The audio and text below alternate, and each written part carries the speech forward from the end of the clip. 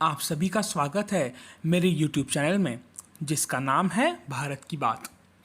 Video शुरू होने से पहले मेरी आपसे विनती है, कृपया वीडियो को अंत तक देखें और सब्सक्राइब करें और बेल के निशान पर क्लिक करें। आज हम बात करेंगे कानपुर के अमर बलिदानी श्री शालिग्राम शुक्ल की। अंग्रेज़ों से 200 साल की गुलामी और परतंत्रता से भारत को स्वतंत्र बनाने के लिए ऐसे असंख्य बलिदानी हैं जिन्होंने भारत माता के लिए अपना रक्त बहाने और प्राण देने में एक क्षण की देर नहीं की। लेकिन आज स्वतंत्रता का श्रेय हम सिर्फ कुछ बड़े नामों को ही देते हैं। अफसोस तो इस बात का है कि हमारी आज की पीढ़ी चंद नामों के अलावा इन महान नायकों के नाम तक से अनजान है। इन्हीं भूले बिसरे नामों में एक नाम है अमर बलिदानी शालिग्राम शुक्ल। शालिग्राम शुक्ल कानपुर के रहने वाले थे।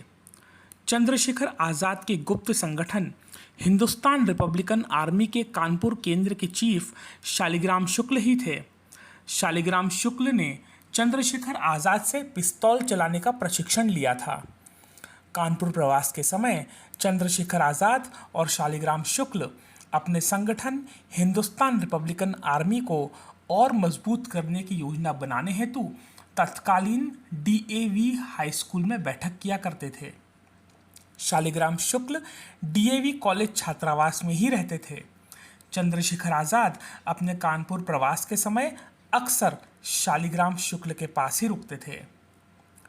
1 दिसंबर 1930 की सुबह 5 बजे आज़ाद जी के आदेश अनुसार कचहरी के पास करजन पार्क में, जिसे आज कौशिक पार्क के नाम से जाना जाता है, वहाँ सुरेंद्र पांडेय, शालिग्राम शुक्ल, विश्वनाथ जी, जागेश्वर त्रिवेदी को पहुँचना था। वहाँ से आज़ाद सहित जाजमऊ टीले के पास पिस्तौलों का परीक्षण करने जाना था। सुरेंद्र जी और शालिग्राम जी साथ साथ साइकिलों पर जा रहे थे। तभी सुरेंद्र जी की साइकिल का पहिया खराब हो गया।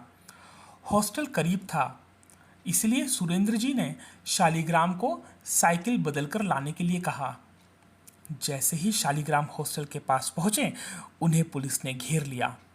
शालिग्राम शुक्ल को यह समझते जरा भी देर नहीं लगी कि चंद्रशेखर आज़ाद के यहाँ मौजूद होने का भेद पुलिस को मिल गया है और वो अंग्रेज़ी पुलिस से लोहा लेने के लिए तैयार हो गए ताकि उनके साथियों को निकल जाने का अवसर मिल सके।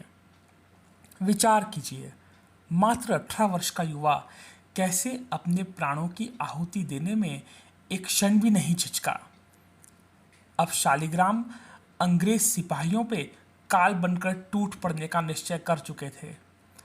पहले ही वार में एक गोली चली और ब्रिटिश सैनिक गिरकर सड़क पर तड़पने लगा। जब तक अंग्रेजी पुलिस संभलती, बिना देर किए शालिग्राम की दूसरी गोली सीआईडी इंस्पेक्टर शंभुनाथ को लगी और तीसरी गोली अंग्रेजी पुलिस कप्तान के हाथ में लगी और वो भी घायल होकर पीछे हट गया। भोर का सूरज अभी कोहरे से लड़ ही रहा था। आकाश की लालिमा कम हो रही थी और कानपुर की धरती को इस वीर भूमिपुत्र ने अंग्रेजी पुलिस और गद्दारों के रक्त से लाल कर दिया और मात्र 18 साल का लड़का हिंदुस्तान की आज़ादी के लिए अंग्रेज़ों से अकेला भिड़ गया। अंग्रेज़ी कैप्टन को घायल कर वो लड़का साइकिल उठाकर अपने बाकी साथियों को खबरदार करने के लिए आगे बढ़ा। तभी एक्सिलरी फोर्स के टॉमी सोल्जर्स की राइफल से निकली गोली उस युवक की पीठ में जा घुसी। वो ज़मीन पर गिर गया और साथियों को खबरदार करते हुए बी अवेयर की आवाज़ लगाई और देश की आज़ादी का ख्वाब अपनी आंखों में लिए शालिग्राम शुक्ल हमेशा के लिए सो गए। कहा जाता है कि वीर शिरोमणि पंडित चंद्रशेखर आज़ाद ने स्वयं अपने इस साथी को उनके शव के पास खड़े होकर मौन श्रद्धांजलि दी थी। 18 साल की उम्र में शहीद हो गए इस वीर के बलिदान को देश ने बिसरा दिया।